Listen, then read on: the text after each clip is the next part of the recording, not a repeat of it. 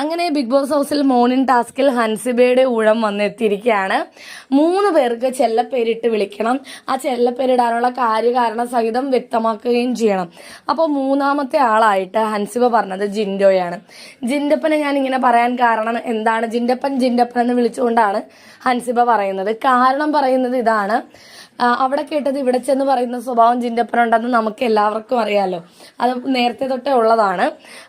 പറയുമ്പോഴത്തേക്കും അവിടെ കേട്ടത് ഇവിടെ വന്ന് പറഞ്ഞാൽ അതുപോലെ തന്നെ പറയുകയാണെങ്കിൽ പിന്നെയും കുഴപ്പമില്ല. പക്ഷെ ഇത് എന്തെങ്കിലും ഇച്ചിരി ആഡ് ചെയ്തോ അല്ലെങ്കിൽ അവർ പറഞ്ഞതിൽ നിന്ന് ഇച്ചിരി കുറച്ചോ എന്തെങ്കിലും വ്യത്യാസപ്പെടുത്തി വന്ന് പറയും. അപ്പോൾ അത് അതിൻ്റെ അർത്ഥം മാറും, അതിൻ്റെ വലിയ പ്രശ്നത്തിലേക്ക് നയിക്കും. ആദ്യത്തെ ആഴ്ചയിൽ ഒരാൾ വേറൊരാളോട് പറഞ്ഞ കാര്യം ജിൻഡപ്പൻ കേട്ടിരുന്നിട്ട് ആ ആദ്യത്തെ ആഴ്ചയിലെ കാര്യം ഇപ്പം അത് പറയുമ്പോൾ തന്നെ നമുക്ക് മനസ്സിലാവും എത്രത്തോളം വ്യത്യാസപ്പെടുത്തിയാണ് ഈ കേട്ട കാര്യം വളച്ചൊടിച്ച് പറയണേന്ന്. അതുകൊണ്ട് ഞാൻ ജിൻഡപ്പനാണ് 3ാമതായിട്ട് ചെല്ലപ്പേര് നിർദ്ദേശിക്കുന്നതെന്നാണ് ഹൻസിബ പറഞ്ഞത്.